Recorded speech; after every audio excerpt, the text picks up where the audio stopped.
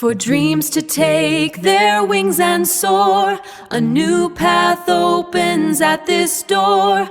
Beyond the books there's wisdom true, for building lives and serving too.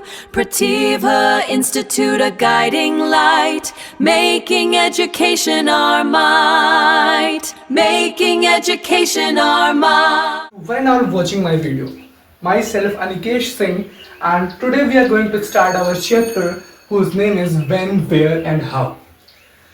Before studying the chapter, friends, we have to know that what is history, what you and I understand about the history and what the history refers to. तो history क्या होती है? History is the chronological order of the accounts which are happened in the past. Chronology का मतलब क्या होता है?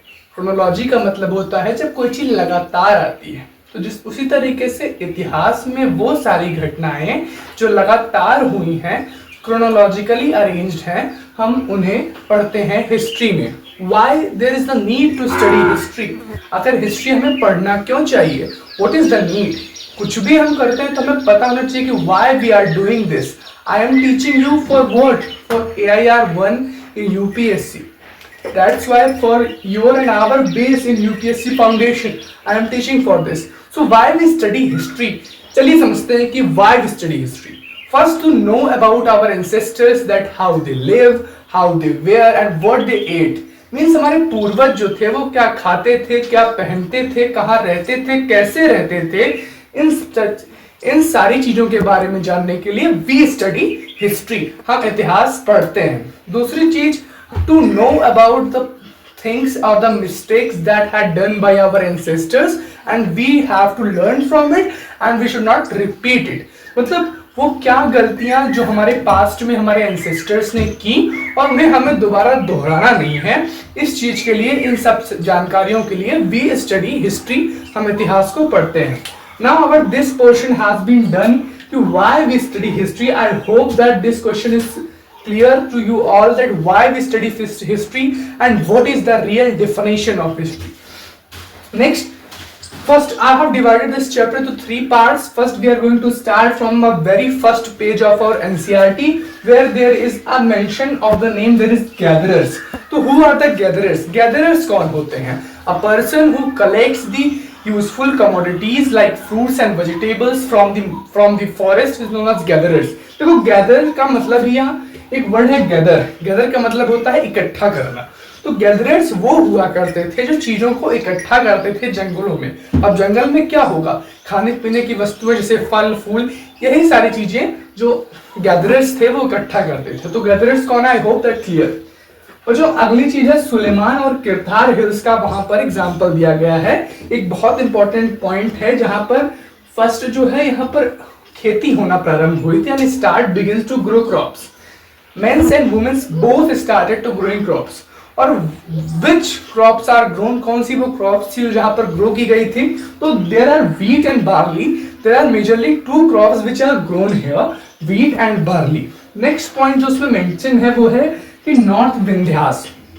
North Vindhyas वो जगह है, North Vindhyas वो जगह है the rice grown first.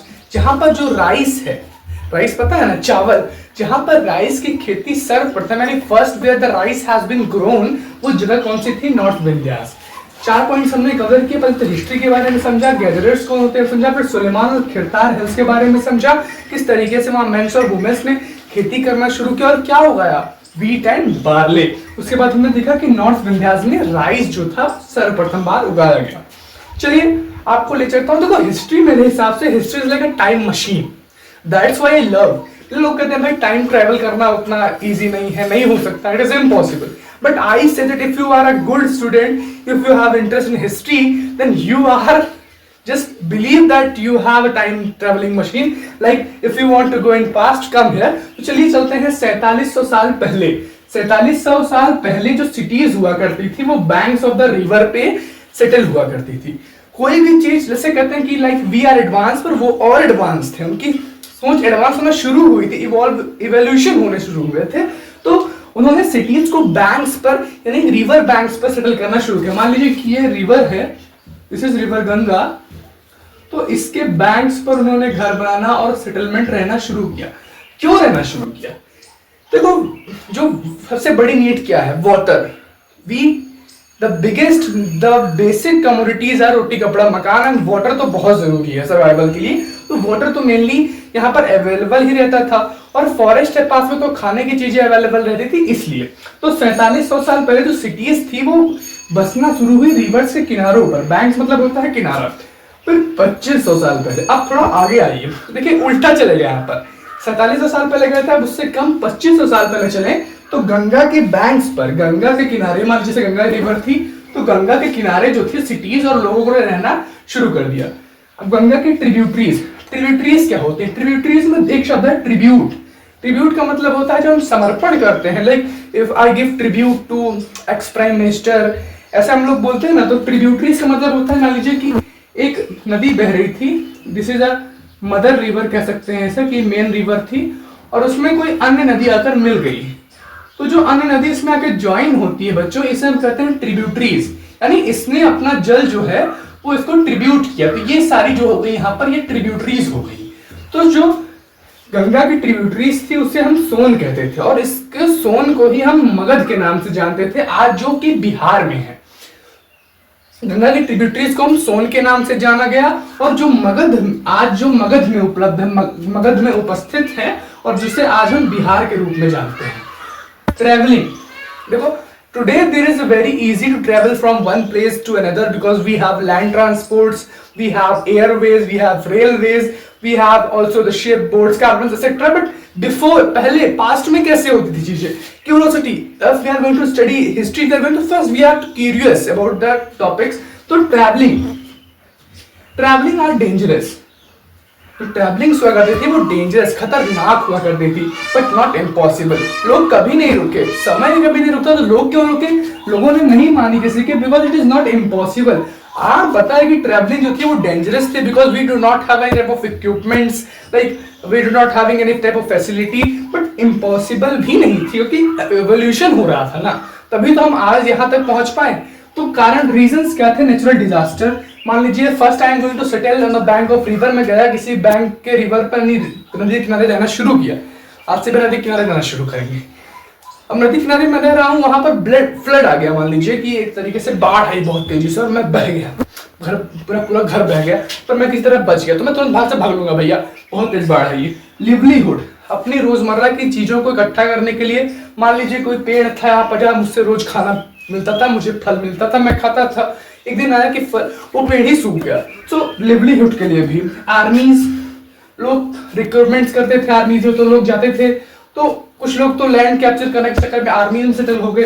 कुछ मर्चेंट्स होते थे, वो कारवां से ग्रुप्स होते हैं, तो कारवां में शिप्स में ट्रेवल करने लगे। कुछ रिलीजियस टीचर्स, जैसे आपने गौतम बुद्ध के बारे में सुना होगा, आज के प्रेजेंट में काफी रिलीजियस टीचर्स है जो एक जगह से दूसरी जगह जाते थे। कई सारे जैसे प्रभुपाद जी महाराज, जिन्होंने इस्कॉन धर्म का स्थापना किया है, फाउंडर है उनके, he is also like a religious teacher. अब results, what are the results? Anything which is happening, it gives results. कुछ भी आप करते हैं, if you are going to struggle, so it gives you a result. So what the traveling gives result? What is the result of traveling? First we understand this, like carving stones. लोगों को पता चला कि कैसे stones को हम travel करेंगे, carve करेंगे, किस तरीके से उसमें नक्काशियां होंगी। तो देखिए, when people travel, they share their culture and heritage and ideas to others. Like मैं अगर मान लीजिए इंडिया हूँ, उत्तर प्रदेश में रहता हूँ, अवधी बोलता हूँ घर पे, तो मैं अगर मुंबई में जाऊंगा तो मैं वहां पर उस चीज को ट्रांसफर करूंगा, शायद अपने कल्चर को या अपने लैंग्वेज को। वही म्यूजिक का कंपोजिशन शुरू हुआ, और कुकिंग, खाना बनाने का इवॉल्व हुआ। मान लीजिए मैं बहुत अच्छी खिचड़ी बना लेता हूँ, तो मेरा दोस्त मद्रासी है या साउथ का है, तो उससे इडली बनाना बहुत अच्छा आता है, तो उसने कहा कि भैया मुझे इडली सिखा दो, मैं आपको सिखा देता हूँ कि खिचड़ी कैसे बनाते हैं। तो दोनों ने मिलकर यूज किया तो बनाया, तो इसलिए यहाँ पर कुकिंग फूड भी ट्रैवल हुआ। This is our first part. अब सेकंड पार्ट की तरफ बढ़ते हैं चैप्टर के। आई होप दैट इतनी सारी चीजें आपको समझ में। So now we are going to discuss about the India versus Bharat. आप कहेंगे भैया ये इंडिया वर्सेस भारत, यानी भारत इंडिया को भारत के साथ लड़ा देंगे? यहाँ लड़ाई देशों के बीच में नहीं है बच्चों, यहाँ लड़ाई है names. Like history have a big contrast about the names. Name की काफी भूमिका होती है कि किसने दिया, कब दिया, क्यों दिया, कब दिया था। तो इंडिया और भारत दो नामों के बहुत प्रचलन में है आजकल। India and Bharat. Bharat, India और भारत। अब इसका इतिहास समझने वाले हैं that who had given the India and who had given the भारता। किसने भारत और इंडिया कहा और कब कहा, पूरी हिस्ट्री नेम्स के पीछे जानेंगे। दिस इज द सेकंड और third page of our NCERT and second part of our this chapter. तो चलिए शुरू करते हैं। सबसे पहले इंडिया। इंडिया जो नेम है बच्चों वो आया है इंडस से। इंडस, इंडस एक रिवर है और इंडस को हम संस्कृत में सिंधु कहते हैं। If we talk about the Hindi, Hindi मातृभाषा जाननी चाहिए, तो इंडस को सिंधु नदी के नाम से जानते हैं। तो ये एक संस्कृत वर्ड है, एक संस्कृत में से सिंधु कहते हैं। तो जो इंडिया है उस नेम, इस नेम का ओरिजिन जो हुआ है बच्चों वो हुआ है इंडस से। और इंडस जो है एक संस्कृत का वर्ड है। और ये कब दिया था, ये ईरानीज द्वारा दिया गया था और ग्रीक्स के द्वारा। देखो ईरानीज और ग्रीक्स कौन होते हैं, like this is natives, like if we are living in India, we having a nationality of India, so we are Indians, हम भारतीय कहलाएंगे। anyone is living in Australia, so is Australian, वो वहाँ की नागरिकता ले रखी है उन्होंने तो वो ऑस्ट्रेलियन कहलाएंगे। उसी तरीके से जो ईरानीज थे, ईरानीज यानी ईरान के लोग, और जो ग्रीक्स थे यानी ग्रीक में रहने वाले लोग, उन्होंने इस नेम को दिया था इंडिया को। ठीक है, अब इंडिया का इतिहास तो ये रहा। देखो इसका मतलब भी होता है, इंडस का एक और मतलब होता है, इससे दो वर्ड्स और निकल रहे हैं, इंडोस और हिंदोस। तो जो लैंड, जैसे एक लैंड है, मान लीजिए कि एक धरती का टुकड़ा है और जो धरती के ईस्ट वाला भाग है, इस धरती का जो ईस्ट वाला भाग है, मान लीजिए ईस्ट वाला जो भाग है, इस भाग के ईस्ट वाले साइड को लोगों ने कहा कि इंडिया है। किन लोगों ने कहा, इन दो लोगों ने कहा कि ये भाग जो इंडिया है, एक लैंड के ईस्ट पार्ट में जो चीज जगह है उसको इन्होंने नाम दिया कि इस जगह का नाम इंडिया कहलाएगा। अब बात करते हैं कि Bharat, what is the history of Bharat. देखो भारत जो वर्ड है ये हमारे ऋग्वेद से आया है। भारत ओरिजिनेट्स, इसका ओरिजिन कहां से हुआ, इट्स ओरिजिनेटेड फ्रॉम ऋग्वेद। हमारे भारत देश के ऋग्वेद से इस वर्ड का ओरिजिन हुआ है, जिसे हम कहते हैं भारता। तो भारत जो है ये ओरिजिनेट हुआ है ऋग्वेद से, और इंडिया का ओरिजिन जो हुआ है वो हुआ है ईरानीज और ग्रीक से। देखो जो नॉर्थ वेस्ट में लोग रहा करते थे, जैसे मैप में आपको एक बेसिक अलग से वीडियो बना के दूंगा जिसमें हम मैप की बात करेंगे। तो जो मैप होता है उसमें जो नॉर्थ वेस्ट के लोग होते हैं, जो लोग नॉर्थ वेस्ट में रहते हैं, उन लोगों को उन्होंने भारत कहना शुरू किया, इंडिया को भारत कहना शुरू किया, इंडिया को। To know about our past, ये 3500 साल पहले की घटना है। यानी जो इंडिया है वो कब दिया गया, इंडिया कितने सालों पहले दिया गया, इंडिया जो था वो 2500 साल पहले दिया गया, बिफोर 2500 ईयर्स। 2500 साल पहले हमने दिया कि इंडिया नाम, किसने दिया, ईरानीज और ग्रीक्स ने। वहीं पर 3500 साल पहले, उससे भी पहले, यानी एक तरीके से ऋग्वेद वाला भारत जो है वो जीतता हुआ, तो 3500 सालों पहले ऋग्वेद में हमारे इंडिया को भारत कह दिया गया। तो काफी कुछ यहाँ पर स्पॉइलेज सा हो गया, पर एक बार इसका कंक्लूजन देख लेते हैं कि इंडिया और भारत के बीच में अंतर क्या है। इंडिया जो है इंडस से निकला हुआ है, हिंदी में जिसे सिंधु कहते हैं। जो इंडिया है इसे दिया गया ईरानी और ग्रीक से द्वारा। ईरानी कौन, जो ईरान में रहते हैं, ग्रीक्स कौन होते हैं, जो ग्रीक में रहते हैं। ये 2500 साल पहले दिया गया। जो भारत है इसका ओरिजिन हुआ है ऋग्वेद से, यानी ऋग्वेद से इसका ओरिजिन हुआ है। और जो नॉर्थ वेस्ट के लोग हुआ करते थे उन्होंने भारत कहना शुरू किया, और इसका ओरिजिन कितने सालों पहले हुआ, 3500 सालों पहले इसका ओरिजिन हुआ। This is the second part of our chapter कि इंडिया वर्सेस भारत, कि इंडिया कहां से आया भैया, और भारत। बात करने वाले हैं मैन्यूस्क्रिप्ट्स के बारे में कि व्हाट आर द मैन्यूस्क्रिप्ट्स।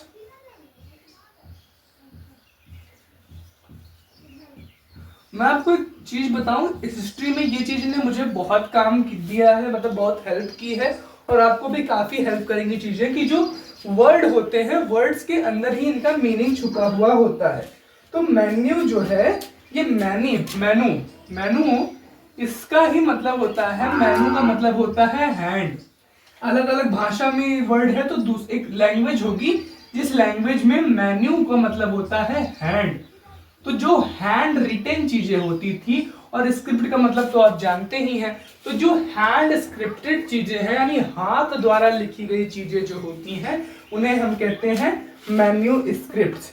अब देखो मैन्यूस्क्रिप्ट ये लिखी कहाँ जाती थी, मान लीजिए हाथ से लिखा भैया और स्क्रिप्ट लिखी, अब लिखी कहाँ, तो देखो बिर्च का पेड़ हुआ करते था, पाम की लीव्स, पाम लीव्स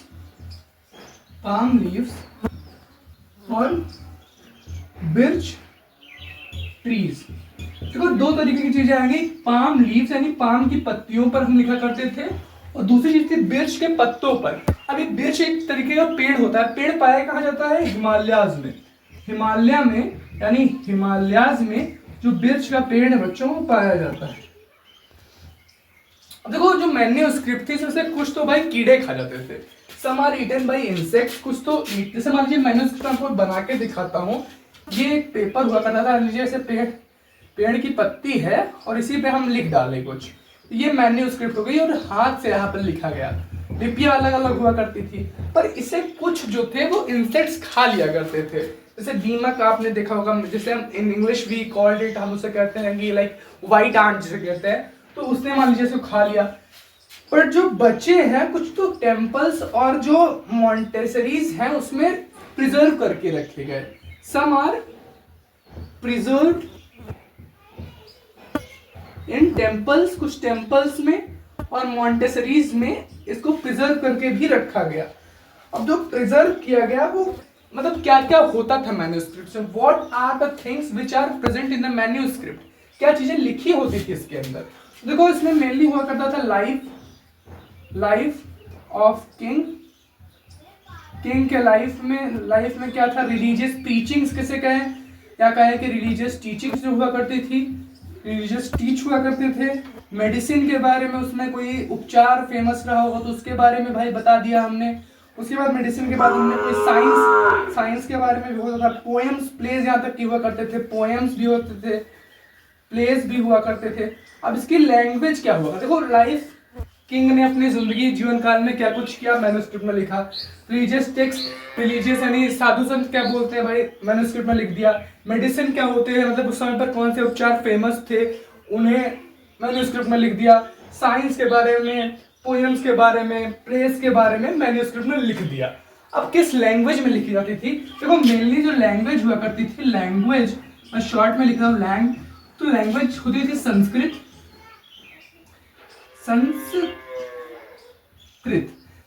हुआ करती थी। और संस्कृत हुआ करती थी, संस्कृत में एक एवोल्यूशन था, मतलब संस्कृत के साथ प्रकृति लैंग्वेज। अब प्रकृति लैंग्वेज क्या होती है, मतलब if you evolve your language pattern according to the situation और अकॉर्डिंग टू प्लेसेस, मतलब अगर मैं मान लो यहाँ हूँ उत्तर प्रदेश में तो घर पे हूँ तो अवधी बोल रहा हूँ, स्कूल जाता हूँ तो खड़ी हिंदी, और किसी भाई चार लोग पढ़ लिखा तो I will talk in English. तो जगह के हिसाब से, सिचुएशन के हिसाब से when we change our language, और वहाँ की जो नेटिव लैंग्वेज है when we talk in that language to those persons, तो that is known as the Prakriti language. तो मैन्यूस्क्रिप्ट में ये सारा खेला था। मैन्यूस्क्रिप्ट यानी हैंड रिटन, पाम और बिर्च के पेड़ पर लिखी जाती थी, हिमालयाज में बिर्च लीव्स मिलते थे, और इसका लैंग्वेज संस्कृत और प्रकृति भाषा में हुआ था। क्या होता था मैन्यूस्क्रिप्ट में, लाइव्स ऑफ किंग्स, राजा की जीवनी कैसी है, रिलीजियस टीच यानी क्या क्या धर्म सिखाता है हमें, साइंस के बारे में, मेडिसिन के बारे में, पोएम के बारे में और प्लेस के बारे में। This is all about manuscripts. अब हम लोग बात करने वाले हैं अबाउट द इंस्क्रिप्शंस। चलो अब बात करते हैं कि इंस्क्रिप्शंस क्या होते थे, व्हाट आर द इंस्क्रिप्शंस। देखो गोल नहीं भूलना है, गोल क्या है, यूपीएससी AIR 1 हमारा गोल यही रहेगा, और यूपीएससी फाउंडेशन हम लोग पढ़ रहे हैं। चलो देखते हैं कि इंस्क्रिप्शंस होते क्या थे। सबसे पहले हमने बात की मैन्यूस्क्रिप्ट के बारे में। तो मैन्यूस्क्रिप्ट में क्या चीजें थी कि मैन्यूस्क्रिप्ट में चीजें पत्तों पर लिखी जाती थी, और जो पेड़ होते थे उनकी बार्क्स पर यानी उनके खालों पर लिखी जाती चीजें। But now they are solid. As the time evolve, जैसे चीजें आगे बढ़ी तो अब चीजें जो थी वो पत्थर पे लिखना शुरू हुई, प्रारंभ हुई। तो now the things are written on the stones. मान लीजिए कोई पत्थर है और यहाँ पर मैंने लिख लिया यूपीएससी AIR 1, ये अपना गोल हो गया। अब गोल हमने यहाँ पर लिख दिया स्टोन पे। The things which are written on the stones, इन्हीं स्टोन्स पर लिखी गई चीजें जो थी उन्हें हम बोलने लगे कि ये इंस्क्रिप्शंस हैं। अब इंस्क्रिप्शंस में भी जो है कई सारे इंस्क्रिप्शंस आज भी हमें कंधार में मिलते हैं। कंधार वो जगह है मध्य प्रदेश में जहाँ अभी भी केव्स वगैरह हैं, और यहाँ पर इसमें मेनली क्या होता था, विक्ट्रीज ऑफ द बैटल्स लिखे जाते थे। व्हाट आर द रिटर्न्स, तो यहाँ पर मेनली जो विक्ट्रीज हुआ करती थी किंग की, विक्ट्रीज ऑफ किंग, यानी जो हमारा राजा हुआ करता था, मान लो कि कोई राजा है, राजा का नाम समझ लीजिए, मान लीजिए महाराणा प्रताप को हम लेते हैं, तो महाराणा प्रताप हल्दी घाटी के युद्ध में जीता। तो हल्दी घाटी के युद्ध में जीता तो किस सन में जीता, by how he had win, उन्होंने कैसे जीता, तो ये सारी चीजें उन्होंने इंस्क्रिप्शंस पे लिखवा दी कि जो अपकमिंग जनरेशन है they can read and learn it how he had win. जो होल प्रोसेस है उसको उन्होंने लिखवाया कि किस तरीके से उन्होंने युद्ध को जीता। तो वहां पर जो विक्ट्रीज थी किंग्स की वो भी इंस्क्रिप्टेड थी इंस्क्रिप्शंस में। देखो इंस्क्रिप्शन का मतलब होता है इंस्क्रिप्ट करना, यानी छाप देना हमेशा के लिए स्टोन्स पर। तो इंस्क्रिप्शन का मतलब समझ में आया कि इंस्क्रिप्शन का मतलब होता है कि स्टोन पे जो हम चीजों को लिखते हैं। अब देखिए इंस्क्रिप्शंस के बारे में हमने समझते हैं कि आर्कियोलॉजिस्ट कौन होते हैं। एक बहुत ही बेहतरीन जॉब होती है इंडिया में जिसे हम कहते हैं आर्कियोलॉजिस्ट।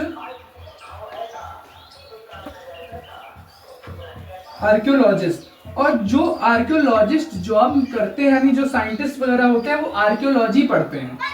मीन्स कि बहुत पुराना सिक्का मिले, बहुत पुराना कोई पत्थर मिलता है बच्चों, तो वहां पर उसे आर्कियोलॉजिस्ट जो होते हैं they study that stone, that what and how long older that was, मतलब वो पत्थर जो है वो कितने सालों पुराना है उसकी पढ़ाई वो करते हैं। तभी तो हमें कभी भी कोई भी कुछ मिलता है तो हमें बता देते हैं कि भाई ये चीजें 2500 साल पुराने हैं, ये 4700 वर्षों पुरानी पॉट्स हैं। तो कैसे it is possible, just because of the archaeologist. Archaeologist की वजह से हम ये समझ पाते हैं कि कोई चीज जो है वो कितनी पुरानी होती है। अब यहाँ पर क्या क्या स्टडी करते हैं, दे स्टडी कॉइन्स, वो कॉइन्स यानी क्या कहें कि मेटल्स को स्टडी करते हैं। दे स्टडी द रॉक्स, वो रॉक्स को स्टडी करते हैं। दे स्टडी द ब्रिक्स, यानी जैसे किसी घर को बनाने में जो पत्थर यूज हुआ या ब्रिक्स यूज हुए वो कितने सालों पुराने हैं, तो उससे वो अनुमान लगा लेते हैं कि ये चीजें जो थी, ये सभ्यता जो थी, ये कल्चर जो था वो कितना पुराना था।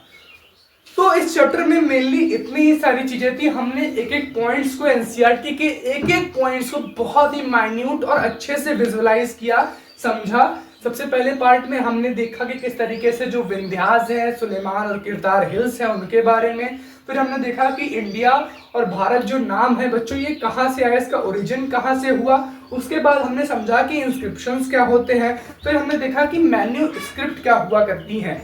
ये सारी चीजें हमने समझा इस पूरे लेक्चर में। I hope that you enjoyed it, आपको समझ में आया हो। जो भी सजेशन हो, आपको लैंग्वेज में थोड़ा चेंज चाहिए, बीच में आपको थोड़ा मस्ती मजाक चाहिए, कुछ भी आपको ऐड ऑन करना हो तो आप कमेंट्स आपके लिए ओपन है फॉर एवर। आप तुरंत मुझे सजेशन दे सकते हैं कि भैया you have to evolve this. Our goal is to crack UPSC and AIR1 इन UPSC and UPSC foundation. We have to इतनी मजबूत कर लेनी है नींव को कि आगे चलकर जो इमारत खड़ी होने वाली है वो डगमगाए ना। इसलिए हम 11 से 12 के बीच में ऐसी फाउंडेशन मजबूत करेंगे अपनी हिस्ट्री की कि हिलेगी नहीं, चाहे जितनी तेज हवा हो। चलिए मिलते हैं नेक्स्ट चैप्टर के लेक्चर में, तब तक के लिए बने रहिए, ज्वाइन करना मत भूलिएगा प्रतिभा सनराइज।